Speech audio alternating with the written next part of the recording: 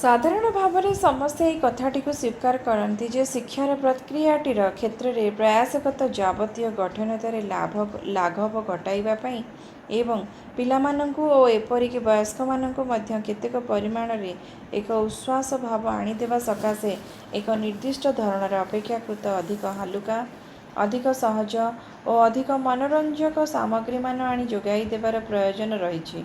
केतेक दृष्टि विचार करी देखिले यही कथाटी को आमे अवश्य ठीक बोली कहिबा, मात्र अत्यंत दुर्भाग्यर कथा जे एहीपरि एक सुविधा जोगाई देवार मनोभावटी अनेक समय एपरि गुड़ाए कथा लगी बाट छाड़ी देवाकू अनेक मानंकु गोटाए आळ भी जोगाई देइछि, जेउगुड़िक कि केवल जावतीय अशिष्ट एवं असुंदर कथा लगी गोटा सुधा प्रश्रय जोगाई देइछि। मनुष्यर स्वभाव में जहा किछि अमार्जित अशोधित एवं निम्नस्तरीय केवल सही गुड़ाक लगी बाट छाड़ी देइछि। शिक्षार सबकिछि को सुविधाजनक करदेवार उत्साह भितर मनुष्य स्वभावर सबुठारु अधिक अशोधित नाना प्रवृत्ति एवं सबुठारु अधिक चरित्र भ्रष्टकारी रुचि गुड़ाक एक अनिवार्य आवश्यकता रूपे आपना को प्रदर्शित करिबा एवं आम उपरे आसी लदी होई जिबा लागि मध्य भारी चमत्कार भाव में प्रश्रय पाई जाइछन्ति। सेगुड़ाक प्रकृत में आदौ एक आवश्यकता बोली कहाजिब नाही, कारण आपना को कामुकता एवं दुराचार मध्य को छाड़ी न देई मध्य आमे तथापि उच्छ्वास अनुभव करिपारिबा। कौनसी प्रकार अशोधित रुचिर शिकार न होई मध्य आमे तथापि यथार्थ विश्राम नहीं पारिबा। आम स्वभाव भितर रहितिबा अपेक्षाकृत अधिक स्थूल उपादान गुड़ाकू उस्काई उपरी भाग को उठाई न आनी मध्य आमे तथापि आपना को आमोद ओ आनंद देई पारिबा। मात्र आमे जेतेबेले एक साधना और तपस्यार दृष्टि यही कथा गुड़िकर विचार करिबा सेतेबेले यही प्रयोजन गुड़िकर स्वभावटी मध्य एकाबेळेके कुआडे बदली जीवो। उच्छ्वास अनुभव करिबा एक अंतर्गत नीरवतारे रूपांतरित होई जीवो। आमर विश्राम ध्यान रे परिणत होई जीवो एवं खुशी हेबार सकल अभिलाष यथार्थ आनंदाभूति को रूपांतरित होई जीवो। मनोरंजन जो प्रयोजनटी को साधारणतः समस्ते स्वीकृति देइथांती, आमर उद्यम गुड़ी को बेले बेले हालुका करिदेबार एवं जीवनर लक्ष्य तथा ताहाको बंचिबार उद्देश्यटी को बेले बेले संपूर्ण भाव में भूली जिबार एक प्रयोजन रही बोली साधारणतः अनेक लोक जेपरी कहिथांती ताहाको आमे कदापि संपूर्ण स्वाभाविक एवं अपरिहार्य बोली विचार करिबा नाही। आमे सर्वदा एक दुर्बलता बोली ही कहिबा। आमर अभिप्सा मध्यरे प्रगाढ़तार अभाव रही आमे से दुर्बलताटी सम्मुखें बसता स्वीकार करि पकाओ, कारण आमर इच्छा शक्तिर यथेष्ट दृढ़ता न थाए। कारण आमे अज्ञान अचेतना एवं आलस्य ही शिकार हो रही था। यही सब पथ और वृत्ति को आमे कदापि उचित बोली कहिबा नाही। एवं तेबे तुमे एकथाटी को मध्य अचिरे उपलब्धि करिपारिबो जे सेगुड़िकर प्रकृति में आदौ कौन प्रयोजन नाही एवं तापर एपरी एक समय भी आसी पहुँचीजिव जे सेगुड़िक प्रति तुमर एक अनिच्छा और अरुचि जात हेबाकु लागिबो एवं सेगुड़िको तुमे आदौ ग्रहण योग्य बोली विचार करिबो नाही। एवं तापरे एही मनुष्य जगतर जो बृहत्तर अंशटी सुप्रकट भाव में ही मनोरंजक और पुलक प्रदानकारी होई रही, मात्र तथापि प्रकृत क्षेत्र में मनुष्य को नाना प्रकार पथभ्रष्ट करनेबार चक्रांत करुछि, ताहा तुमठारु आउ आदौ कौनसी समर्थन लाभ करिबो नाही एवं से आड़कू तुमर आदौ कौनसी उत्साह भी हेबो नाही। तथापि आमे कदापि एकथा मध्य भाविबाकू जिबा नाही जे आमे जेतेबेले जो विषय रे कथबार्ता करुथुबा सेही विषयटीर स्वभाव उपरे ही आमे कहूथुबा शब्द गुड़िकर मूल्य सर्वदा निर्भरशील होई रहिबो। कारण जेकोसी अन्य विषय परि जड़े व्यक्ति आध्यात्मिक विषय गुड़िक नहीं मध्य तुच्छ निरर्थक भाव में बेस कथा कहि पारिबो एवं एहीपरि निरर्थक और निकिमा भाव में कथा कहवाकू ही एही क्षेत्र में एक अत्यंत विपज्जनक कथा बोली कहुई पारिबो। उदाहरण स्वरूप नुआ होई दीक्षा ग्रहण करिथिबा जणे शिष्य सी शिक्षा करिथिबा ଯତ୍ ସାମାନ୍ୟ ବିଷୟକୁ ଅନ୍ୟମାନଙ୍କ ଆଗରେ ପ୍ରକାଶ କରିଦେବାକୁ ସବୁବେଳେ ଭାରି ଆଗ୍ରହ ପ୍ରକାଶ କରୁଥିବ।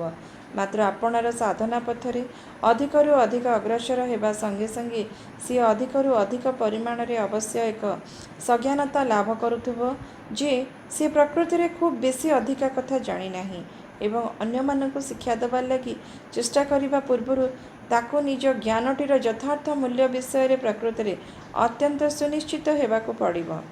ଏହିପରି ଭାବରେ ତାହାର ପ୍ରଜ୍ଞାଶକ୍ତି ବୃଦ୍ଧି ପାଉଥିବ ଏବଂ ସିଏ କ୍ରମେ ଏହି କଥାଟିକୁ ମଧ୍ୟ ଉପଲବ୍ଧି କରିବ ଯେ ମାତ୍ର ଅଳ୍ପ କେତୋଟି ମିନିଟ୍ ଲାଗି ମଧ୍ୟ ଯଥାର୍ଥତାରେ ଉପଯୋଗୀ ହେବା ଭଳି କିଛି କହିବା ଲାଗି ଅନେକ ଘଣ୍ଟାର ନୀରବ ମନନ ଓ ଅଭିନିବେଶ ଲାଗି ସର୍ବଦା ଏକ ଆବଶ୍ୟକତା ରହିଛି।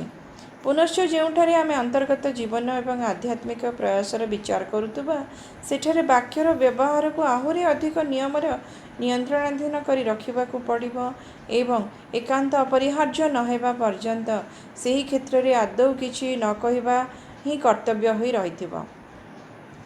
ଏହା ଏକ ଅତ୍ୟନ୍ତ ସୁବିଦିତ କଥା ଯେ ନିଜର ଆଧ୍ୟାତ୍ମିକ ଅନୁଭୂତିଗୁଡ଼ିକର କଥା ଆମେ କଦାପି କାହା ଆଗରେ ଯାଇ କହିଦେବା ନାହିଁ। ସେହି ଅନୁଭୂତିଟି ଦ୍ୱାରା ଆମେ ଯେଉଁ ଶକ୍ତିକୁ ଅର୍ଜନ କରିଥିବା ତାହା ନିମିଷକ ମାତ୍ରକେ ଆମକୁ ଛାଡ଼ି ଚାଲିଯାଉ ବୋଲି ଯଦି ଆମେ ପ୍ରକୃତରେ ଇଚ୍ଛା ନ କରୁଥିବା ତେବେ ଆମେ କଦାପି ସେପରି କରିବା ନାହିଁ। ସେହି ଶକ୍ତି ପ୍ରକୃତରେ ଆମର ଅଗ୍ରଗତିକୁ ଆହୁରି ଅଧିକ ତ୍ୱରାନ୍ୱିତ କରିବାକୁ ହିଁ ତ ଅଭିପ୍ରେତ ହୋଇ ରହିଥିଲା। ହଁ, ଏହି କ୍ଷେତ୍ରରେ କେବଳ ଗୋଟିଏ ଜାଗାରେ ହିଁ ନିୟମଟିର ବ୍ୟତିକ୍ରମ କରାଯାଇପାରିବ। ନିଜର ଗୁରୁଙ୍କ ବେଳକୁ ତାହା କରାଯାଇପାରିବ ଯେତେବେଳେ ଆମେ ଲାଭ କରିଥିବା ଅନୁଭୂତିର ବିଷୟବସ୍ତୁ ଓ ତାତ୍ପର୍ଯ୍ୟ ବିଷୟରେ ଗୁରୁଙ୍କଠାରୁ କୌଣସି ବ୍ୟାଖ୍ୟା ଅଥବା ଉପଦେଶ ପାଇବା ଲାଗି ଆମେ ଇଚ୍ଛା କରୁଥିବା ସେତେବେଳେ ଆମେ ତାହା ନିଶ୍ଚୟ କରିପାରିବା। ହଁ, କୌଣସି ପ୍ରକାରର ପ୍ରମାଦର ଆଶଙ୍କା ନ ରଖି ଆମେ ଏହିସବୁ ବିଷୟରେ କେବଳ ନିଜ ଗୁରୁଙ୍କ ଆଗରେ ହିଁ ଯାଇ କହିପାରିବା କାରଣ କେବଳ ଗୁରୁ ହିଁ ସ୍ୱଜ୍ଞାନ ଦ୍ୱାରା ତୁମ ଅନୁଭୂତିର ଉପାଦାନଗୁଡ଼ିକୁ ତୁମର ମଙ୍ଗଳ ଲାଗି ବ୍ୟବହାର କରିପାରିବେ। ତୁମ ଲାଗି ଆହୁରି ଅନେକ ନୂତନ ଆରୋହଣର ଗୋଟିଏ ଗୋଟିଏ ପାହାଚ ରୂପେ ସିଏ ସେଗୁଡ଼ିକୁ ବ୍ୟବହାର କରିପାରିବେ। ଗୁରୁଙ୍କର ନିଜ ବ୍ୟକ୍ତିଗତ ଅନୁଭୂତିଗୁଡ଼ିକର କ୍ଷେତ୍ରରେ ସ୍ୱୟଂ ଗୁରୁଙ୍କୁ ମଧ୍ୟ ଯେ ସେହି ନିୟମଟିର ଅଧୀନ ହୋଇ ରହିବାକୁ ପଡ଼ିବ ଏଥିରେ କୌଣସି ସନ୍ଦେହ ନାହିଁ। ପ୍ରକୃତିର ରାଜ୍ୟରେ ସବୁକିଛି ଗତିଶୀଳ ହୋଇ ରହିଛି ଏବଂ ତେଣୁ ଯାହା କିଛି ଆଉ ଆଗକୁ ଯାଉନାହିଁ ତାହା ପତନର ଏକାନ୍ତ ଅବଶ୍ୟମ୍ଭାବୀ। ନିଜର ଶିଷ୍ୟ ପରି ଗୁରୁଙ୍କୁ ମଧ୍ୟ ସତତ ଅଗ୍ରଗତି କରିବାକୁ ପଡ଼ିବ। ଅବଶ୍ୟ ଏକଥା ସତ ଯେ ସେହି ଅଗ୍ରଗତି ହୁଏତ ଶିଷ୍ୟ ସହିତ ଗୋଟିଏ ଭୂମିରେ ଆଦୌ ଗତି କରୁନଥିବ ଏବଂ ଆପଣାର ଅନୁଭବଗୁଡ଼ିକୁ ସମସ୍ତଙ୍କ ଆଗରେ ନେଇ ପ୍ରକାଶିତ କରିଦେବା ତାଙ୍କ ଲାଗି ମୋଟେ ଅନୁକୂଳ ହେବ ନାହିଁ। ଯଦି ନିଜର କୌଣସି ଅନୁଭୂତିକୁ ସେହିପରି ଭାବରେ ବାହାରେ ପ୍ରକାଶ କରି ଦିଆଯାଏ ତେବେ ତା ଭିତରେ ଅଗ୍ରଗତି ଲାଗି ଯେଉଁ ଗତିଶୀଳ ଶକ୍ତିଗୁଡ଼ିକ ନିହିତ ରହିଥାଏ ତାହାର ଅଧିକାଂଶ ଭାଗ ତଦ୍ଦ୍ୱାରା ଉଭେଇ ଯିବାକୁ ବାଧ୍ୟ ହୋଇଥାଏ। ମାତ୍ର ଅନ୍ୟପକ୍ଷରେ ଶିଷ୍ୟମାନଙ୍କ ଆଗରେ ଆପଣାର ଅନୁଭୂତିଗୁଡ଼ିକୁ ବ୍ୟାଖ୍ୟା କରି ଗୁରୁ ସେମାନଙ୍କର ବୋଧ ଶକ୍ତିକୁ ଓ ସେମାନଙ୍କର ଅଗ୍ରଗତିକୁ ମଧ୍ୟ ପ୍ରଭୂତ ପରିମାଣରେ ସହାୟତା କରିଥାନ୍ତି। ଗୋଟିଏ ସକାଶେ ଅନ୍ୟକୁ ସେ କେତେ ଦୂର ତ୍ୟାଗ କରିପାରିବେ ଓ ତାଙ୍କର ସେହି କଥାଟିକୁ କେତେ ଦୂର କହିବା ଉଚିତ ଆପଣାର ପ୍ରଜ୍ଞା ବଳରେ ହିଁ ଗୁରୁ ସେହି କଥାଟିକୁ ନିର୍ଣ୍ଣୟ କରିପାରୁଥିବେ। ମାତ୍ର ଏଥିରେ କୌଣସି ସନ୍ଦେହ ନାହିଁ ଯେ ତାଙ୍କର ସେହି ପ୍ରକାଶ କରି କହିବାରେ ଆଦୌ କୌଣସି ବାହାଦୁରୀ ଦେଖାଇବା ନଥିବ, ଆପଣାକୁ ମିଛ ଗୌରବ ଦେବାର କୌଣସି ପ୍ରଚେଷ୍ଟା ମଧ୍ୟ ନଥିବ କାରଣ ଏତେ ଟିକିଏ ବୃଥା ବାହାଦୁରୀ ବା ଦମ୍ଭ ଦେଖାଇ ଦେବାକୁ ମନ କଲେ ଗୁରୁ ଆଉ ଗୁରୁ ହୋଇ ରହିବେ ନାହିଁ। ସିଏ ଜଣେ ପ୍ରବଞ୍ଚକ ଶଠଗୁରୁରେ ହିଁ ପରିଣତ ହୋଇଯିବେ। ଏବଂ ଏହି କ୍ଷେତ୍ରରେ ମୁଁ ଶିଷ୍ୟକୁ ତେଣୁ ଏହି କଥାଟିକୁ କହି ରଖିବି, ଗୁରୁ ଯିଏ ହୋଇଥାନ୍ତୁ ପଛକେ ତୁମେ ପ୍ରତ୍ୟେକ କ୍ଷେତ୍ରରେ ହିଁ ତାଙ୍କ ପ୍ରତି ନିଷ୍ଠାପରାୟଣ ହୋଇ ରହିବ। ତୁମେ ଯେତେ ଦୂର ପର୍ଯ୍ୟନ୍ତ ଯାଇପାରିବ ସିଏ ତୁମକୁ ନିଶ୍ଚୟ ସେତିକି ଦୂର ଯାଏ ଆଗେଇ ନେଇଯିବେ। ମାତ୍ର ସ୍ୱୟଂ ପରମ ଦିବ୍ୟସତ୍ତାଙ୍କୁ ହିଁ ଆପଣାର ଗୁରୁ ରୂପେ ଲାଭ କରିବା ସକାଶେ ଯଦି ତୁମର ସୌଭାଗ୍ୟ ଥିବ ତେବେ ତୁମର ଉପଲବ୍ଧିରେ ପ୍ରକୃତରେ କୌଣସି ସୀମା ହିଁ ରହିବ ନାହିଁ। ଉପସଂହାର କରି ଏଠାରେ ମୁଁ କହିବାକୁ ଚାହୁଁଛି, ତୁମର ମୁଖର କଥା ସତ୍ୟକୁ ହିଁ ବ୍ୟକ୍ତ କରି ଆଣିବାକୁ ସମର୍ଥ ହେଉ ଏବଂ ଏହିପରି ଭାବରେ ସେହି ପରମ ଶବ୍ଦର ଶକ୍ତିଟିକୁ ଅର୍ଜନ କରୁ ବୋଲି ଯଦି ତୁମେ ଇଚ୍ଛା କରୁଥିବ तेबे तुमे कौनसी समय कौन करने को इच्छा करुच से कथा तुमे आगु कदापि भाविक ठीक करी रखि नथिबो, कारण ठीक करी रखिब नाही। कौन कहले भल हेब, कौन कहले खराब हेब, तुमे से कथा संबंध में मध्य आगु कौनसी निष्प्रभ ग्रहण करिब नाही। तुमे जहाँ किछि करने को जाउछ ताहार प्रभाव और फलाफल किपरि कौन हेब से सब विषय मोटे कौनसी हिसाब रखिब नाही। आपणार मानस क्षेत्र में तुमे केवल निश्चल होई रही आसिब एवं सेही परम सर्वप्रज्ञा सर्वज्ञानमयता तथा सर्वचेतनांग आड़क रही सतत अभिप्सार एक यथार्थ सृष्टि अवलंबन करी अविचल होई रहिथिबो। तेबे जदि तुमर अभिप्सा प्रकृत में निष्ठायुक्त होइथिबो, जदि भल भाव सबकिछि करी सफलता अर्जन करिबार तुमर कौनसी महत्व आकांक्षा लगी ताहा एक छद्म आवरण परि होई रही नथिबो, जदि ताहा वस्तुतः विशुद्ध स्वतःस्फूर्त एवं समग्र होइथिबो, तेबे तुमे जहाँ किछि कहिबो ताहाको निश्चल सरल और सहज भाव करिपारिबो। तुमर जहाँ किछि कहिबा उचित सेतेबेले तुमे केवल सेतिकी ही कहिबाको समर्थ हेब, ताठारु किछि अधिक कहिब नाही कि कम मध्य कहिब नाही। एवं सेतेबेले तुमे कहुथुबा शब्द गुड़िकर निश्चय एक सृजनशील शक्ति निहित होई रहिथिबो। प्रणाम। करुणामयी श्री माँ परम प्रभु श्री अरविंद समस्त अपा भाई मानू मोर प्रणाम। आज एक विषय जार ना है पुरातन जोग एवं पूर्ण जोग और तार तीनोटी कथा। पुरातन जोग कौन? एठारे जो जोगपथ को अनुसरण करा जाउछि ताहार उद्देश्य अन्यान्य जोगपथ ठारू भिन्न, कारण यार लक्ष्य साधारण अज्ञान पार्थिव चेतना को भगवत चेतना मध्य को केवल उत्तरण नुहे, अधिकंतु सेही भगवत चेतनार अतिमानस शक्ति को मन जीवन और शरीर अज्ञानता मध्य को उतारी आनिबाकु हेब, जद्वारा से रूपांतरित हेबे, भगवान एठारे प्रकट हेबे एवं जड़ मध्य एक भगवत जीवनर सृष्टि हेब। एही लक्ष्य अत्यंत दुरूह एवं एही जोगपथ अत्यंत कष्टसाध्य। अनेकंकु यह संपूर्ण असंभव बोली मने हेब। साधारण अज्ञान जागतिक चेतनार प्रतिष्ठित शक्तिराजी एही जोगर विरोध रे जाइथांती, एहाको आग्रह करती एवं एथिरे बाधा सृष्टि करने चेष्टा करती। सेतेबेले साधक देखिब जे उपलब्धि पाई तार निज मन जीवन और शरीर मध्य समस्त प्रकार बाधा और प्रतिबंधक पूर्ण होइछि। जदि तुमे एही जोगर आदर्श को पूर्ण प्राण रे ग्रहण करिपारिब एवं समस्त बाधार सम्मुखीन होई पारिब, अतीत को और तार बंधन को तुम मध्यरु बहिष्कार करिपारिब, एही दिव्य संभावना पाई समस्त किछि को परित्याग करिबा सकाशे प्रस्तुत होई पारिब एवं समस्त प्रकार विपद को सम्मुखीन हेबाको प्रस्तुत होई पारिब, तेबे जाई एहार पश्चात थिबा दिव्य सत्य को तुमे तुम अभिज्ञता द्वारा आविष्कार करिबा पई आशा करकि पारिब। केवल सन्यास एही जोगर आदर्श नुहे, बरं प्राण सत्तारे आत्मसंयम एवं स्थूल भौतिक सत्तारे यथार्थ श्रृंखला एही जोग पाई गुरुत्वपूर्ण। आमर उद्देश्य साधन पाई प्रकृत संयमर अभाव अपेक्षा एक सन्यास जीवनर श्रृंखला मध्य अधिक ग्रहणीय।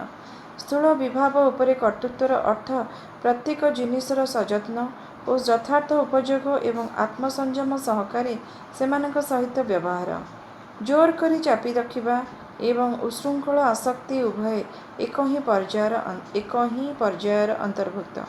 उभय क्षेत्र रे कामना वासना रही थाए, गोटिकरे एहा सहित आसक्त हेबा द्वारा ताहाको प्रश्रय दिया जाय थाए, अन्यटिरे एहाको चापी रखिबा फल रे एहा उत्तेजित होई प्रच्छन्न भाव रे रही थाए। जो माने पुरातन जोग पद्धति द्वारा आत्मोपलब्धि करने को चाहती सेमानंक मन जीवन शरीर ठारो निजको अलगा करि नियंती और आत्मोपलब्धि करती एवं सेठारो सेमाने निर्वाण दिगरे किंबा स्वर्गप्राप्ति पई आगे जाइथांती, तापरे जीवनर समस्त किछि त्याग करती। जागतिक जीवन और सत्तार रूपांतर पई अतिमानस जोग आवश्यक, आत्मोपलब्धि पई नुहे। अवश्य साधकर प्रथमे आत्मोपलब्धि हेबा आवश्यक एवं केवल तापरे ही सेही अतिमानस को उपलब्धि करि पारिब। एही जोग पद्धति संपूर्ण नूतन, कारण एहार लक्ष्य हैला एही जगत रे भगवानंकर पूर्णत्वर प्रतिष्ठा करिबा। पूर्ण जोगर साधक जदि नैवर्तिक चेतन रे पहुँची सेहिटारे साधना बंद कला, तेबे ताकू आउ पूर्ण जोगर साधक बोली कहुजिब नाही। पूर्ण दिव्य शक्तिर क्रिया बिना समग्र प्रकृति रे कौनसी परिवर्तन आनी हेब नाही। जदि सेहीपरि होई न थांता, जदि नैवर्त्तिक उपलब्धि यथेष्ट होइथांता, तेबे श्री माँ एठारे न थांती अथवा मु मध्य एठारे न थांती। केवल अतिमानस ही सर्वज्ञ। एहार निम्ନରେ अतिमानस ठारू भौतिक स्थूल जड़ स्तर पर्यंत समस्त किछि विपुल अज्ञानता मात्र। जोग राज्य मध्य प्रवेश करिथिबा प्रत्येक साधक निजर पथ अनुसरण करिबा पई स्वाधीन, किंतु एही जोगपथ जेकोसी व्यक्ति पई उद्दिष्ट नुहे। केवल सेही मानक पई उद्दिष्ट जो माने एहार लक्ष्य को अन्वेषण करिबा पई स्वीकार करिसंती एवं जो पथ दर्शाई दिया जाइछि सेही पथरे आगेई चलिबे, जहा पई एक निश्चित दिग्दर्शन अपरिहार्य। एही पथरे बहु दूर को जीवा पई आशा करिबा जेकोसी व्यक्ति पक्षरे निरर्थक। अधिक निरर्थक जदि से आशा करिथाए जे केवल तार निजर शक्ति और ज्ञान द्वारा और उपयुक्त साहाय्य अथवा प्रभाव बिना से निजर लक्ष्य प्राप्ति करिपारिब। एपरिकी साधारण जोगरे दीर्घ दिनर कठिन योगाभ्यास मध्य गुरु बिना अग्रगति करिबा कष्टसाध्य। एही जोगरे जेते जेते अग्रगति हेब सेते सेते अजण राज्य मध्यरे और अज्ञान जटिल स्तरस्तबु मध्य देई जीवाकू हेब एवं ताहा निहाती असंभव। जो कार्य एठारे कराजिब ताहा कोनोसी जोगपथर कोनोसी साधकर कार्य नुहे। एपरिकी ताहा नैवर्त्तिक दिव्य सत्तार मध्य कार्य नुहे, कारण सेथिपई सेही दिव्य सत्ता एक क्रियाशील शक्ति नुहंती, बरं से विश्वर समस्त कार्य को निरपेक्ष भाव में देखुथांती। जो मानकु एही जोगर दुरूह और जटिल पथ दे जीवाकू हेब सेही मानक पई एही स्थान हेउछि शिक्षाभूमि, अन्य मानक पई नुहे। एठारे जहा किछि कार्य संपन्न हेब ताहा ग्रहणशीलता श्रृंखला एवं समर्पण मनोभाव सहित हेबा आवश्यक। केबे मध्य एहा व्यक्तिगत दाबी बा शर्त सहित हेबा उचित नुहे। संयम और दिग्दर्शन प्रति एक जाग्रत सचेतन अनुगत्य सर्वदा रहिथिबा आवश्यक। मौलिक पार्थक्य रहिछि शिक्षारे। एक क्रियाशील दिव्य सत्य रहिछि जहाकू वर्तमानर अज्ञान अंधकार रे पूर्ण पृथ्वी मध्य को उतारी आनिबाकू हेब। ताहा हेले सेही दिव्य सत्य एठारे एक नूतन दिव्य सत्य चेतना को सृष्टि करिब और दिव्य जीवनर प्रतिष्ठा करिब। पुरातन जोग पद्धति रे साधक मनस्तरु सीधा अखंड भगवानक पाखकू जाए। समस्त प्रकार क्रियाशील स्थिति को से अज्ञान बा भ्रम बा लीला बोली कहिथाए। तुमे जेतेबेले स्थिर निष्क्रिय दिव्य सत्य मध्य को प्रवेश करिथाओ, कहा जाए जे तुमे जागतिक अस्तित्व को अतिक्रम करिगलणी। मोर लक्ष्य होछि एई पृथ्वी रे भगवान को उपलब्धि करी प्रकाश करिबा। सेथिपई अतिमानस परि एक अप्रकाशित शक्ति को एई पृथ्वी ऊपर को उतारी आनिबा ही मोर उद्देश्य। जागतिक नियम मध्य को एहा को मोते आनी देबाकू हेबो एवं सेथिपई मु निश्चय महाजागतिक दिव्यता को उपलब्धि करिबी एवं जागतिक आत्मसत्ता और जागतिक शक्ति मानक विषय रे सचेतन हेबी। एहा को मते मूर्त करिबाकू हेबो, नचेत एहा एक प्रभाव मात्र होई रहिजिबो एवं स्थूल जगत रे एहार स्थिति दृढ़ हेबो नाही। केवल मात्र व्यक्ति मध्य थिबा दिव्यत्व द्वारा ही यह संभवपर होई पारिबो। एई जोगर लक्ष्य है प्राण मन और देह को अतिक्रम करी रहिथिबा एक उच्चतर दिव्य सत्य प्रति एक उन्मीलन एवं ताहारी प्रतिरूप ए तीनोटी सत्तार रूपांतर। किंतु सेही रूपांतर सेही पर्यंत संघटित होई पारिबो नाही एवं स्वयं सेही दिव्य सत्य तार निजर अभ्रांत भाव पूर्ण आलोक और वास्तव शरीर रे ज्ञात होई पारिबो नाही। जे पर्यंत मौलिक भावरे एवं धैर्य सहकारे समग्र आधारटी रे शुद्धिकरण करा जाई पारिबो नाही एवं सेही आधारटी को मनर गठन प्राणिक सत्तार कामना वासना एवं दैहिक चेतना और दैहिक सत्तार अभ्यास गुड़िकर ऊर्ध्वरे थिबा दिव्य सत्य को ग्रहण करिबा पई नमनीय और समर्थ करा हुई नाही। पृथ्वी बा जीवन सहित कौनसी किछि संपर्क न रखिबा किंबा इंद्रिय मान को विनाश करिबा किंबा इंद्रियानुभूति को संपूर्ण भाव में रोध करिबा प्रभृति मो जोगर अंतर्गत नुहे। मो जोगर लक्ष्य ହେଉଛି जीवन मध्यकु भगवत सत्यर दिव्य आलोक शक्ति और आनंद एवं तार गतिशील निश्चयता को उतारी आनी ताहाको रूपांतरित करवा। एही जोग संसार त्यागी वैराग्यर जोग नुहे, यह ହେଉଛି दिव्य जीवनर जोग। एही जोग जागतिक अस्तित्वर मूल्य को ग्रहण करे एवं यह एक वास्तवता बोली विचार करे। यार लक्ष्य ହେଉଛି एक ऊर्ध्वतर सत्य चेतना मध्य को प्रवेश करवा, ଯେଉଁଠାରେ क्रिया और स्वजन ହେଉଛନ୍ତି दिव्य सत्य दिव्यालोक और दिव्यानंदर परिप्रकाश, अज्ञान बा अशुद्धतार नुहे। किंतु सेथिपाई मरणशील मन जीवन शरीर और शरीर उच्चतर चेतना निकटरे समर्पित हेबा अपरिहार्य। कारण मरणशील मनुष्य पक्षरे निजर प्रचेष्टा द्वारा मानसर अतिमानस चेतना मध्य को जीवा अत्यंत दुरूह।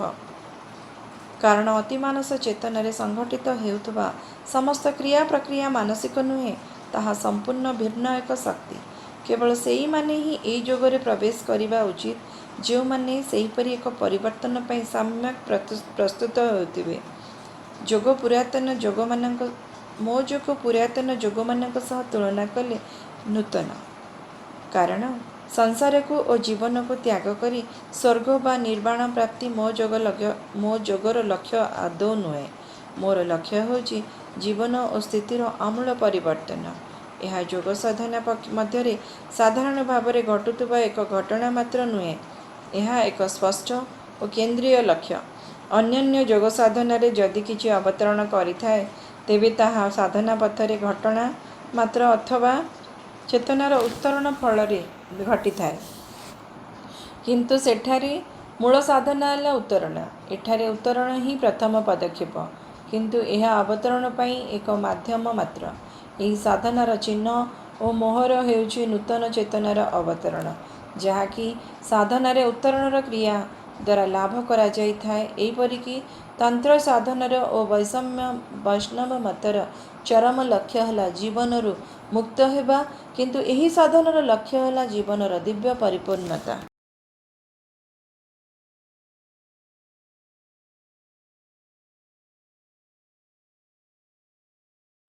कारण ए जोगर जहाँ लक्ष्य ताहा जनकर व्यक्तिगत आध्यात्मिक उपलब्धि मात्र नुहे, किंतु जहाँ सिद्ध करा जीव ताहा समग्र पृथ्वी चेतना सकाशे। यह एक अति जागतिक उपलब्धि हुए तो होई न पारे, किंतु निश्चित भाव में ताहा हेब एक जागतिक उपलब्धि जहाँ प्राप्त हेबा आमर लक्ष्य। ताहा हेउछि दिव्य चेतनार एक दिव्य शक्ति को आम मध्य को उतारी आनिबा।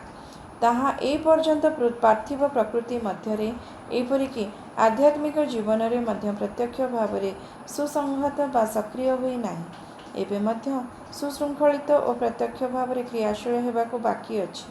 कारण यार लक्ष्य प्राप्ति सकाशे एक पुनर्निर्धारित पद्धति रखा जाइछि। यार लक्ष्य परि पद्धति मध्य समग्र और संपूर्ण, यथा चेतना और प्रकृतिर समग्र और संपूर्ण परिवर्तन। पुरातन पद्धति को केवल आम पद्धतिर अंश भाव एवं जहाँ किछि प्रांजल ताहाको वर्तमानर सहायता भाव ग्रहण करा जाई पारे। पुरातन जोगरे मु एभली पद्धति बा एही पद्धति परि अन्य कोनोसी प्रकारर पद्धति देखि नाही। सेपरि किछि पद्धतिर संधान पाइतिले मु नूतन पथ निर्माण करिबारे एते समय नष्ट करि न थांती। 30 वर्षर संधान और अंतर्गठन द्वारा सहजरे और शीघ्र मु लक्ष्य प्राप्ति कर सारंतिणी। सेही पथ धरी जाई थांती जेउगुड़िक द्युतिमान निश्चित मानचित्र दर्शित सर्वसाधारण गम्य सहज पथ्य। आम जोग पुरातन पथ उपरे पुनश्च चलिबा नुहे, ताहा हेउछि एक आध्यात्मिक दुस्साहसिक अभियान। विशुद्ध अद्वैत वेदांतवादी माने कहती सबकिछि ब्रह्म, जीवन एक स्वप्न एक ब्रह्म, केवल ब्रह्म ही विद्यमान। साधकर निर्वाण बा मुक्ति परे से अपेक्षा करिथाए शरीरर पतन पर्यंत। तापरे जीवन बोली कौनसी किछिर स्थिति न थाए। प्रकृतिर रूपांतर को चाहू नथिबा महा अज्ञान को सर्वदा प्रतिहत करने को हेब और अतिक्रम करने को हेब। ଯଦି ତାହାକୁ ଅତିକ୍ରମ କରାଯାଇ ପାରିବ ତାହେଲେ ପୁରାତନ ଆଧ୍ୟାତ୍ମିକ ଧାରଣାଗୁଡ଼ିକ କେବେ ହେଲେ କୌଣସି ପ୍ରତିବନ୍ଧକ ସୃଷ୍ଟି କରିପାରିବେ ନାହିଁ। ସମଗ୍ର ମାନବ ଜାତିକୁ ଅତିମାନବ କରାଇବା କେବେ ଆମ ଉଦ୍ଦେଶ୍ୟ ନଥିଲା। ପୃଥିବୀର ବିବର୍ତ୍ତନ ମଧ୍ୟରେ ଅତିମାନସ ଚେତନାର ପଦ୍ଧତିକୁ ପ୍ରତିଷ୍ଠା କରିବା ଥିଲା ଆମର ଅଭିପ୍ସା। ଯଦି ସେତିକି ହୋଇପାରିଲା ତେବେ ବାକି ଯାହା କିଛି ପ୍ରୟୋଜନ ତାହା ସ୍ୱୟଂ ଅତିମାନସ ଶକ୍ତି ଦ୍ୱାରା ହିଁ ବିବର୍ତ୍ତିତ ହେବ। ସେଇଥିପାଇଁ ଏହି ଉଦ୍ଦିଷ୍ଟ କାର୍ଯ୍ୟର ବହୁଳ ପ୍ରସାର ଗୁରୁତ୍ୱପୂର୍ଣ୍ଣ ନୁହେଁ। ଯାହା ଗୁରୁତ୍ୱପୂର୍ଣ୍ଣ ତାହା ହେଲା ଅଳ୍ପ କେତେକଙ୍କ ମଧ୍ୟରେ ହେଲେ ମଧ୍ୟ ଏହି କାର୍ଯ୍ୟଟି ଯେପରି ହେଉ କରାଯିବ ଏବଂ ଏକମାତ୍ର ତାହା ହିଁ ଦୁରୂହ। ଜାଗ୍ରତ ଅବସ୍ଥାରେ ହିଁ ଏହି ଉପଲବ୍ଧି ଆସିବ ଏବଂ ଜୀବନରେ ଏକ ବାସ୍ତବତାରେ ପରିଣତ ହେବା ପାଇଁ ଏହାର କ୍ରିୟା ଅବ୍ୟାହତ ରହିଥିବ। ଯଦି ଧ୍ୟାନ ସମାଧିରେ ଏହାର ଅନୁଭୂତି ଆସେ ତେବେ ତାହା ହେବ ଏକ ଊର୍ଦ୍ଧ୍ୱ ଚେତନାର ଅବସ୍ଥା ଏବଂ ତାହା ହେବ କେବଳ ଆନ୍ତର ସତ୍ତାର କୌଣସି ଏକ ନିର୍ଦ୍ଦିଷ୍ଟ ଅଂଶ ପାଇଁ, କିନ୍ତୁ ସମଗ୍ର ଚେତନା ପାଇଁ ଏହା ବାସ୍ତବ ନୁହେଁ। ଅନୁଭୂତି ଧ୍ୟାନ ସମାଧି ସତ୍ତାର ଉନ୍ମୀଳନ ପାଇଁ ସହାୟତା କରନ୍ତି ଓ ପ୍ରସ୍ତୁତ କରନ୍ତି, କିନ୍ତୁ ଜାଗ୍ରତ ଅବସ୍ଥାରେ ଯେତେବେଳେ ଉପଲବ୍ଧି ସ୍ଥାୟୀ ହୋଇ ରହିଥାଏ ସେତେବେଳେ ହିଁ ଯଥାର୍ଥରେ ଏହାକୁ ଆୟତ୍ତ କରାଯାଇଥାଏ। ସେଥିପାଇଁ ଏହି ଯୋଗରେ ଜାଗ୍ରତ ଅବସ୍ଥାରେ ଉପଲବ୍ଧି ଓ ଅନୁଭୂତି ଉପରେ ଏତେ ଜୋର ଦିଆଯାଇଛି। ଏହା କେବଳ ଭକ୍ତି ଯୋଗ ନୁହେଁ, ଏହା ହେଉଛି ପୂର୍ଣ୍ଣ ଯୋଗ ଅଥବା ଏହା ଅନ୍ତତଃ ପୂର୍ଣ୍ଣ ଯୋଗ ବୋଲି ନିଜକୁ ପରିଚିତ କରେ। ଅର୍ଥାତ୍ ସମଗ୍ର ସତ୍ତା ତାହାର ଯାବତୀୟ ଅଂଶ ସହିତ ଭଗବାନଙ୍କ ଆଡ଼କୁ ଉନ୍ମୁଖ ହେବ ଏବଂ ତାହା ଫଳରେ ମନୁଷ୍ୟର ପ୍ରକୃତି ଦିବ୍ୟ ପ୍ରକୃତି ସହିତ କ୍ରମେ ଏକ ହୋଇଯିବ। ସାଧନାର ଲକ୍ଷ୍ୟ ହେଉଛି ଭଗବାନଙ୍କ ଦିଗରେ ଚେତନାର ଉନ୍ମୀଳନ ଏବଂ ପ୍ରକୃତିର ପରିବର୍ତ୍ତନ। ଧ୍ୟାନ ଓ ଧାରଣା ସବୁକିଛି ଏଥିପାଇଁ ମାଧ୍ୟମ, କେବଳ ଏକ ମାଧ୍ୟମ। ଭକ୍ତି ଏକ ମାଧ୍ୟମ, କର୍ମ ଅନ୍ୟ ଏକ ମାଧ୍ୟମ। ଯୋଗୀମାନେ କହନ୍ତି ଉପଲବ୍ଧି ପାଇଁ ଚିତ୍ତଶୁଦ୍ଧି ହିଁ ପ୍ରଥମ ମାଧ୍ୟମ। ତଦ୍ଦ୍ୱାରା ସେମାନେ ସାଧୁର ସାଧୁତା ବା ଯୋଗୀର ପ୍ରଶାନ୍ତି ମାତ୍ର ପ୍ରାପ୍ତ କରିପାରୁଥିଲେ, କିନ୍ତୁ ଆମେ ଯେଉଁ ରୂପାନ୍ତର କଥା କହୁଛୁ ତାହା ଏହିସବୁ ଅପେକ୍ଷା ଅନେକ ଗୁଣରେ ଅଧିକ ଅନ୍ୟ କିଛି। ଏହି ରୂପାନ୍ତର କେବଳ ଧ୍ୟାନ ଦ୍ୱାରା ଲାଭ କରାଯାଇ ନାହିଁ, ସେଥିପାଇଁ ପ୍ରୟୋଜନ କାର୍ଯ୍ୟ। ସେଥିପାଇଁ କର୍ମ ଦ୍ୱାରା ଯୋଗ ସକ୍ରିୟ ହେବା ଅପରିହାର୍ଯ୍ୟ। ପୁରାତନ ଯୋଗର ଲକ୍ଷ୍ୟ ହେଲା ଜୀବନଠାରୁ ଦୂରେଇ ଯାଇ ଭଗବାନଙ୍କ ପାଖରେ ପହଞ୍ଚିବା, ତେଣୁ ସ୍ପଷ୍ଟତଃ କର୍ମକୁ ତ୍ୟାଗ କରିବା। କିନ୍ତୁ ଏହି ନୂତନ ଯୋଗର ଲକ୍ଷ୍ୟ ହେଉଛି ଭଗବାନଙ୍କ ନିକଟରେ ପହଞ୍ଚିବା ଏବଂ ସେଠାରୁ ପ୍ରାପ୍ତ ହୋଇଥିବା ସମସ୍ତ ଯୋଗ ଐଶ୍ୱର୍ଯ୍ୟକୁ ଉତ୍ତାରି ଆଣି ଏହି ଜୀବନ ମଧ୍ୟରେ ଉପସ୍ଥାପିତ କରିବା। ସେଥିପାଇଁ କର୍ମଯୋଗ ନିତାନ୍ତ ଆବଶ୍ୟକ। ବେଦ ଓ ବେଦାନ୍ତ ହେଉଛନ୍ତି ଏକ ହିଁ ଦିବ୍ୟ ସତ୍ୟର ଗୋଟିଏ ଦିଗ। ଶକ୍ତିଙ୍କ ଉପରେ ପ୍ରାଧାନ୍ୟ ଦେଉଥିବା ତନ୍ତ୍ର ହେଉଛି ଅନ୍ୟ ଏକ ଦିଗ। ଆମ ଯୋଗରେ ଦିବ୍ୟ ସତ୍ୟର ସମସ୍ତ ଦିଗକୁ ନିଆଯାଇଛି। ପୂର୍ବ ପ୍ରଚଳିତ ବିଧିବଦ୍ଧ ରୂପରେ ନୁହେଁ, କିନ୍ତୁ ସେସବୁର ସାରତତ୍ତ୍ୱ ଗ୍ରହଣ କରି ସେସବୁକୁ ସମ୍ପୂର୍ଣ୍ଣ ଓ ମହତ୍ତମ ତାତ୍ପର୍ଯ୍ୟ ସହିତ ପ୍ରତିଷ୍ଠିତ କରାଯାଇଛି। ପୂର୍ଣ୍ଣଯୋଗ ତାହାର ନିଜସ୍ୱ ରୂପ ଓ ପଦ୍ଧତିକୁ ସ୍ୱୟଂ ବିକଶିତ କରିବ, କିନ୍ତୁ ବିଭିନ୍ନ ଚକ୍ର ମଧ୍ୟ ଦେଇ ଚେତନାର ଉତ୍ତରଣ ଓ ଅନ୍ୟାନ୍ୟ ତାନ୍ତ୍ରିକ ଜ୍ଞାନ ସବୁ ରୂପାନ୍ତର କ୍ରିୟାର ପଶ୍ଚାତରେ ରହିଛି ଏବଂ ମୁଁ ସେସବୁ ଉପରେ ପ୍ରଭୂତ ଗୁରୁତ୍ୱ ଦେଇଛି। ଏହା ମଧ୍ୟ ସତ୍ୟ ଯେ ଦିବ୍ୟ ଜନନୀଙ୍କ ଶକ୍ତି ବିନା କୌଣସି କିଛି ହୋଇପାରିବ ନାହିଁ। ଆମ ଯୋଗରେ ନିର୍ବାଣ ହେଉଛି ଉଚ୍ଚତର ଦିବ୍ୟ ସତ୍ୟର ପ୍ରାରମ୍ଭ ମାତ୍ର, କାରଣ ଏହା ମହା ଅଜ୍ଞାନ ମଧ୍ୟରୁ ଉଚ୍ଚତର ସତ୍ୟ ମଧ୍ୟକୁ ଏକ ପଥ। ସେହି ମହା ଅଜ୍ଞାନକୁ ସମଗ୍ର ରୂପେ ବିଲୁପ୍ତ କରିଦିଆଗଲେ ହିଁ ଦିବ୍ୟ ସତ୍ୟ ନିଜକୁ ପ୍ରକାଶ କରିବ। ଜୈନଧର୍ମ ଦର୍ଶନ ବ୍ୟକ୍ତିଗତ ପୂର୍ଣ୍ଣତା ଉପରେ ଅଧିକ ଗୁରୁତ୍ୱ ଦିଏ। ଆମର ପ୍ରଚେଷ୍ଟା ସମ୍ପୂର୍ଣ୍ଣ ଭିନ୍ନ। ଆମେ ଚାହୁଁ ଏକ ନୂତନ ଶକ୍ତି ଭାବରେ ଅତିମାନସର ଅବତରଣ। ଠିକ୍ ଯେପରି ବର୍ତ୍ତମାନ ମାନସ ସତ୍ତା ମଣିଷ ଚେତନାର ଏକ ଚିରସ୍ଥାୟୀ ଅବସ୍ଥା, ଠିକ୍ ସେହିପରି ଆମେ ଏକ ନୂତନ ମାନବ ଜାତି ସୃଷ୍ଟି କରିବାକୁ ଚାହୁଁ, ଯେଉଁମାନଙ୍କର ଅତିମାନସ ହେବ ଚେତନାର ଏକ ଚିରସ୍ଥାୟୀ ଅବସ୍ଥା। ପୁରାତନ ପଦ୍ଧତି ଅନୁସାରେ ଯୋଗ ସାଧନା ଅର୍ଥ ସମ୍ପୂର୍ଣ୍ଣ ସନ୍ନ୍ୟାସ। ଏହିପରିକି ସାଂସାରିକ ଜୀବନଟିକୁ ମଧ୍ୟ ଜଳାଞ୍ଜଳି ଦେବାକୁ ପଡ଼େ, କିନ୍ତୁ ଏହି ଯୋଗର ଲକ୍ଷ୍ୟ ହେଉଛି ଏକ ନୂତନ ରୂପାନ୍ତରିତ ଜୀବନ। मन जीवन और शरीर मध्यरु कामना बासना और आसक्ति को संपूर्ण रूपे त्याग करने यही जोग पाई अनिर्वाच्य। दिव्य सत्य मध्य जीवन को पुनः प्रतिष्ठा करने एकार लक्ष्य।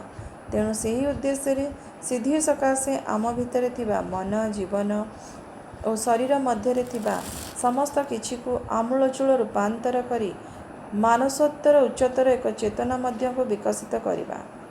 यही जोग साधन जोगेश्वर निकटरे समस्त किछि समर्पण करने को एब। यही जोगरे जो शक्ति कार्य करुछि ताहार प्रक्रियार प्रकृति हेउछि सबकिछि को पुंखानुपुंख भाव में देखिबा। विराट हेउ बा क्षुद्र हेउ दिव्य सत्य पाई और ताको उपलब्धि करने पाई जेते बाधा सब देखा दिए अवशेष से शक्ति ही से सब को सहन करे। अतीतर परंपरा और पद्धति से ही अतीतरे और निज निजर परिप्रेक्षी थिला महान, किंतु आमे से पुणी से सबुर पुनरावृत्ति कहीं करवा एवं आग को कहीं न जीवा यार कौन अर्थ मु देखु नाही। पृथ्वी उपरे चेतनार आध्यात्मिक विकास रे आमर महान अतीत को एक महत्वर भविष्य अनुसरण करिब।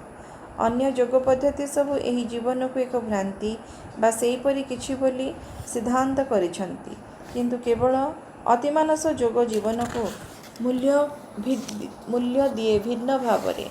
एही मतरे जीवन भगवान द्वारा स्पष्ट एक विकासशील दिव्य प्रकाश पाई एवं ताहार लक्ष्य होछि जीवन और शरीरर पूर्णता प्राप्ति। पूर्वर सन्यासी मानकर वैराग्य और तामसिक वैराग्यर मु विरोध करिछि।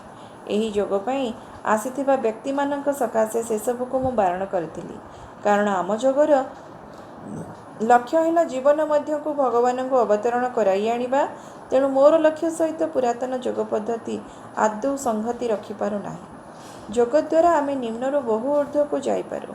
मिथ्याचार सत्य को, दुर्बलतार शक्ति आड़ को, जंत्रणा और दुखर आनंद को, मृत्यु अमृत तत्व को, अंधकार आलोक को, अपूर्णतार पूर्णता को, विभेदर ऐक्य मध्य को एवं मायारू भगवान समीप को आरोहण करिपारू। किंतु जोग को अन्य भाव में व्यवहार करने अर्थ कौन से निर्दिष्ट बा आंशिक लाभ पाई मात्र। तेणु अनुसरण करने ताहा योग्य नुहे। केवल जो जोग पद्धति भगवान संपूर्ण विभाव को लाभ करें ताहा ही पूर्ण जोग। अन्य समस्त जोग साधना जहाँ आमको संसार समग्र भाव में दूर को नहीं जाए ताहा उच्च स्तर हेले मध्य भगवान तपस्यार एक संकीर्ण पद्धति। भगवान तांको पूर्णतारे सबकिछि को आलिंगन करती। आमको मध्य निश्चिंत रूप भावे सबकिछि को आलिंगन करने को पड़िबो। संक्षेपरे कहिले जोग द्वारा आमे दैत्य स्थान रे एकता को आनिबो।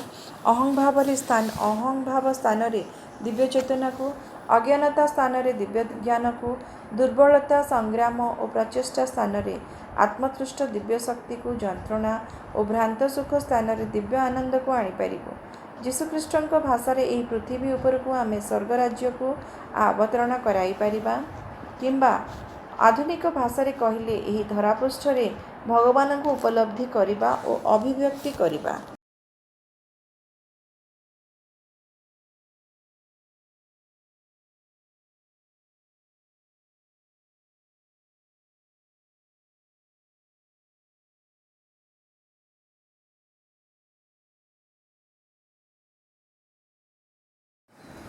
वर्तमान मनीष प्रकृति को निखुण और पूर्ण करी गढ़ी तोलिबा एही जोगर मूल तत्व नुहे। यार लक्ष्य होछि एक आंतर चेतना और परे एक ऊर्ध्वतर चेतनार क्रिया द्वारा सत्तार समस्त अंगर एक चैतिक और आध्यात्मिक रूपांतर। यही आंतर चेतना और ऊर्ध्वतर चेतना सत्तार समस्त अंग उपरे क्रिया करी पुरातन गतिवृत्ति गुड़िक काढ़ी फिंगी दिए, किंबा सेगुड़िक यार निजर एक प्रतिरूप परिवर्तन करे एवं एही भावरे निम्नतर प्रकृति को रूपांतरित करे एक उच्चतर प्रकृति रे। यह केवल बुद्धि और ज्ञानर पूर्णता नुहे, यह हेउछि ताहार एक रूपांतर, मनर एक रूपांतर। जेतेबेले कि ज्ञानर एक बृहत्तर महत्तर सत्य ताहार स्थान नेब एवं सत्यर अन्यान्य अंशरे मध्य सेहीपरि एही कार्यटी हेब। यह एक धीर और कष्टसाध्य पद्धति। पथ अति दीर्घ, प्रयोजनीय भित्ति प्रतिष्ठा करने मध्य दोषाध्य, कारण पुरातन प्रकृति पदे पदे बाधा दिए, विघ्न घटाए। तेणु से सबू को जिते पर्यंत अतिक्रम करा न होईछि सेतेबेଳ पर्यंत नाना प्रकार बाधा विघ्न गोटिक पर गोटिए आसी देखा दिए। एबे आमे आलोचना करिबा पूर्ण जोगर तीनोटी कथा। कौन ए तीनोटी कथा? प्रथम है अभिप्सा, द्वितीय रही प्रत्याख्यान और तृतीय रही समर्पण भाव।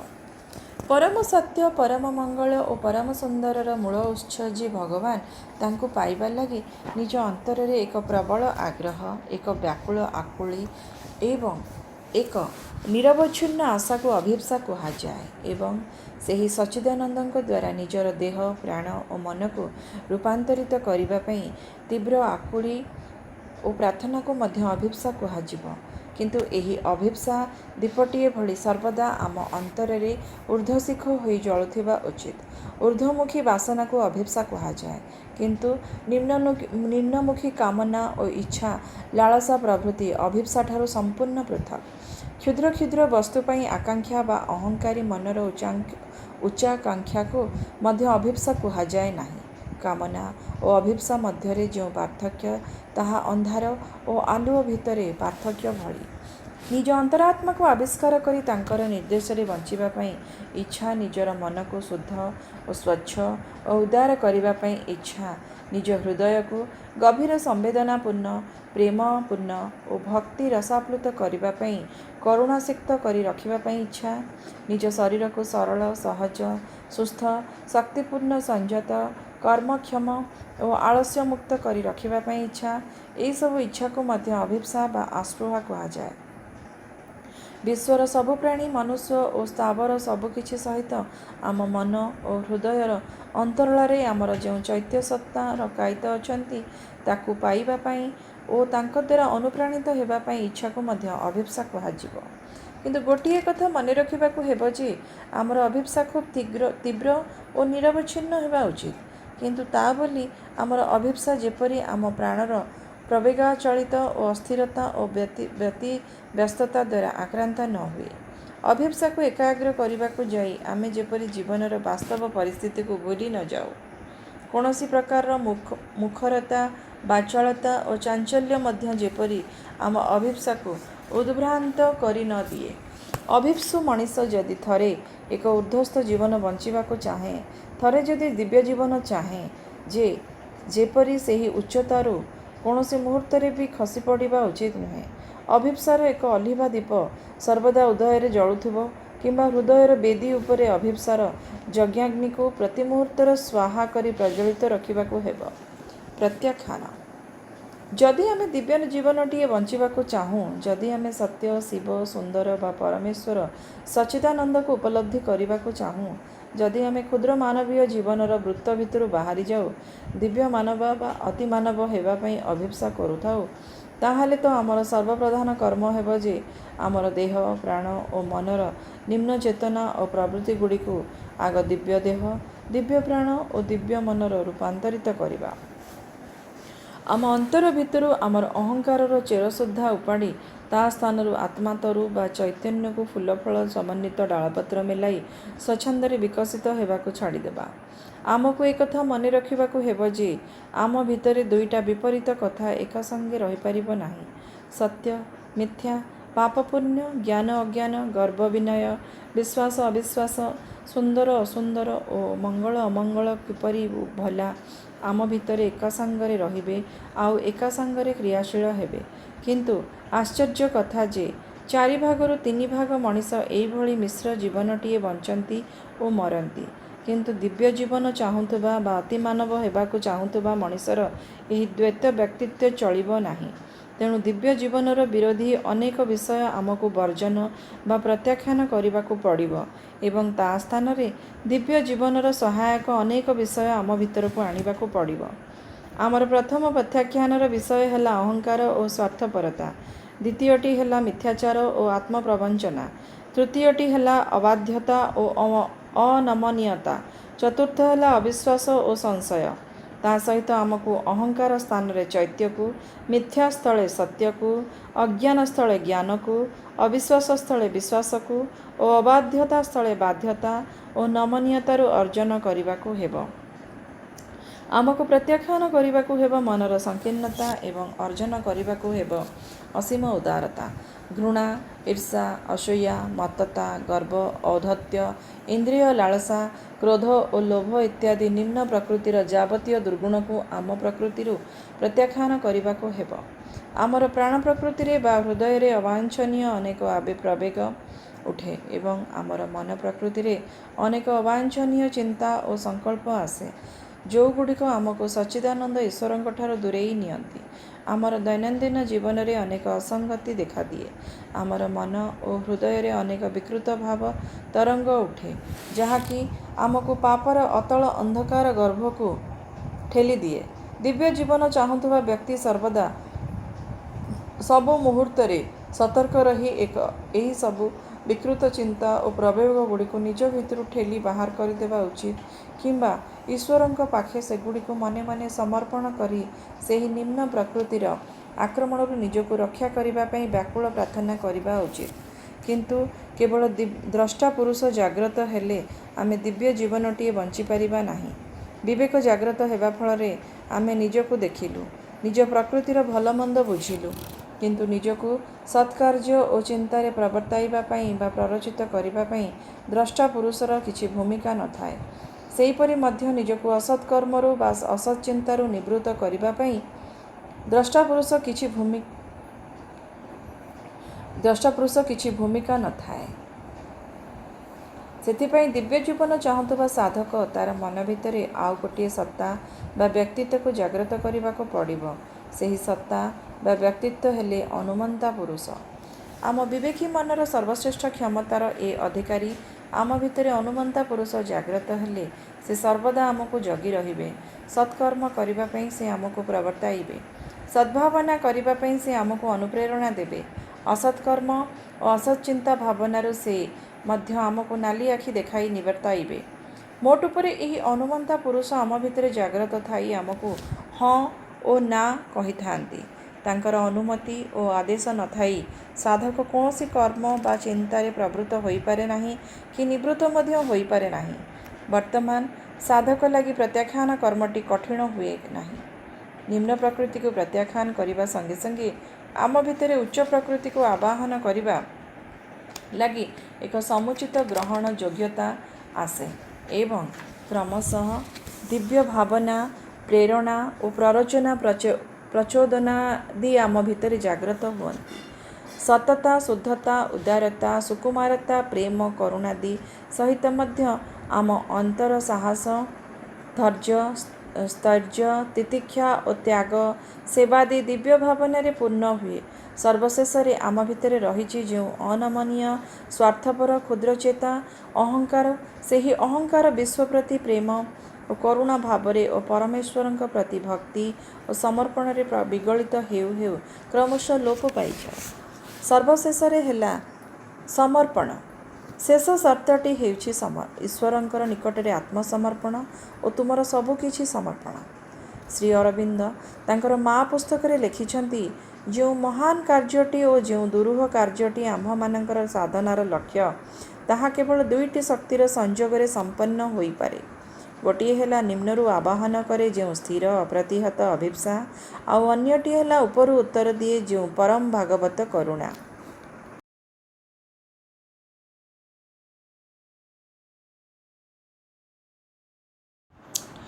ଅବଶ୍ୟ ଏହି କରୁଣା ହେଲା ସଚ୍ଚିଦାନନ୍ଦ ଭଗବାନ ପୁରୁଷୋତ୍ତମଙ୍କର ଦିବ୍ୟ ପ୍ରକୃତି ବା ଦିବ୍ୟ ଜନନୀ।